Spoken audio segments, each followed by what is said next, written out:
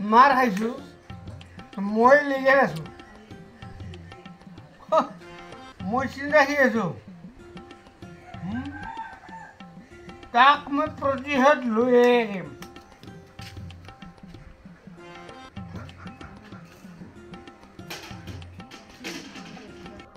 অ' নৰেন আছ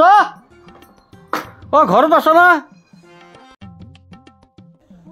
কোনোবা গামবুঢ়া আনবা ঐ তোৰ লোকে ধৰিব লাগিল মদ খোৱা বুলি জানিলে পাগলা কৰি দিব গামবুঢ়া নিথলে গান খাই থলো কি হ'ব আহিছে আজি অ' আছো আহক এই আহচোন আহ বাহিৰত আহ অলপ কথা আছে অ' যা আছ ভালে আছোঁ দাদা আছ তোমাৰ লগত বৰ আকলাকে কথা পাতিব লগা আছে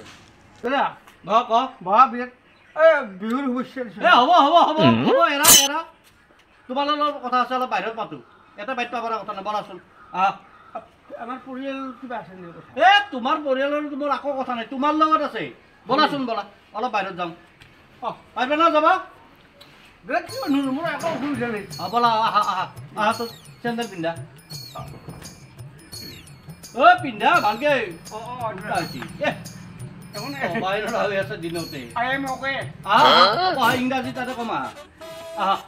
আহাচোন আপুনি ক'ত মাতি আহিছে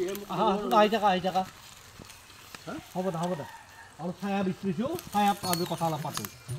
বুজিছ অলপ ছায়াত কথা পাতিব আছে তোমাৰ লগত এইটো তোমাৰে বস্তু নহয় জানো অঁ আমাৰ মোৰ ইয়াতে হ'ব ইয়াতে কথা পাতিম বেলেগত যাব দৰকাৰ নাই আচ্ছা কালি কি হ'ল কচোন কালি মানে গম নাপাওঁ আকৌ মনত নাই চকুটো কিয় কলা মাৰি আছে তাকে কচোন কালি যি ৰাতি আমাৰ মোহনপুৰৰ বিহুখন যি তই ধ্বংস কৰি থৈ আহিলি আছে না মনত মই ধ্বংস কৰিছোঁ তে কৰ বিহুৰ কথা কৈছে অ' ৰাম আমাৰ গাঁৱৰ মোহনপুৰৰ ননচেন্স আকৌ ক'ব নোৱাৰা কালি তোৰ কাৰণে ইমান অশান্তি তই মঞ্চত গায়ক উঠি আছিল মনত আছে অঁ হা কি কৈছিলি তই নাচত তই গমেই পোৱা নাছিলি আকৌ পুৰা নাচি আছিলি মই এনজয় কথা ঠিকে আছে এনজয়ৰ পিছৰ পৰ্যায়টো তই জান নাই কি হৈছে কি হৈছে বা তোৰ চকুটো কিয় কালা পাইছি আৰু কালি কিবা পঢ়িছিলোঁ নেকি ৰাস্তাত পঢ়িছিলি ইফালে তেজৰ চেগুৰা বান্ধি আছে সেইটো ৰাস্তাত মাৰতে হৈছিল হ'ব পাৰে দিয়ক বাইক লৈ গৈছিলোঁ বাইকখনো নাই বাইক বাইক লৈ গৈছিলে বাইক নাই হা তোহাঁতৰ কাৰণে আমি অনুষ্ঠান এটা পাতিব নোৱাৰিছোঁ গম বা কি মাতলামি কৰিছিলি তাতে ফাংচন পাতিছে এনজয় কৰিছোঁ তাতে আৰু আপুনি তহঁতৰ কাৰণে কৈছে আপুনি গামবুঢ়া মই আই পেচপেক্ট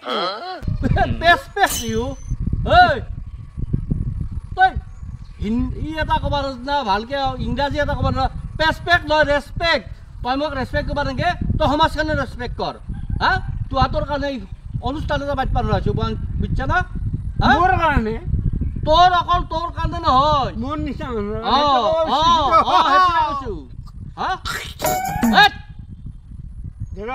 শুন জানা পিছত পাৰিবি মোৰ খং নুঠে কিন্তু কি কৰিবি খং উঠি আপোনাৰ গাঁৱৰ কালি যিটো পৰিৱেশ কৈছে তোক ৰাইজে মাৰিছি এটা পৰা নাই ক'ত তই শুনি এতিয়া এটা মনত ক'ত হ'ব এতিয়া গিলি নাচা সেইটো পা হা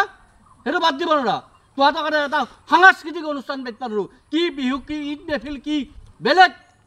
এটা সাংস্কৃতিক অনুষ্ঠান তোহাঁতৰ দৰে এই ল'ৰা এই আধা বয়সীয়া মানুহখিনিৰ কাৰণে পাতিব নোৱাৰিছোঁ এইটো বাদ দিব নোৱাৰা দাদা বাদ দিব পাৰিলোঁ সেই কিন্তু কথা আহিছে না কি হ'ল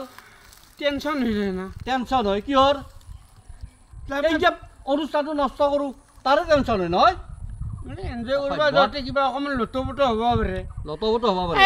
এইটো বা বস্তু একদম চৰকাৰৰ ফালৰ পৰা একদম যদি বন্ধ কৰি দিয়ে ময়ো ভাল পাম অঁ চৰকাৰে মাতলামি কৰিব দিয়া নাই চৰকাৰে খাব দিছে কিন্তু তোৰ দৰে অসভ্যালি কৰিব দিয়া নাই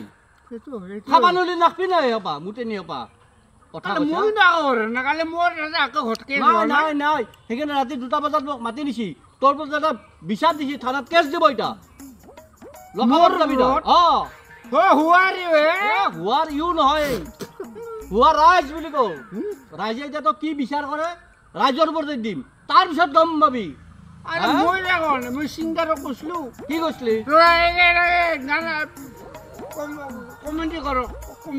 বুলি কৈছিলো কমেডি আৰু গায়ক আকে নেকি ক'বা নোৱাৰো তেতিয়াহ'লে লগলি বোলে কমেডি কাৰণে ধৰণ চবাৰ গ্ৰুপটো বাদক কমেডি সাগৰক বাদক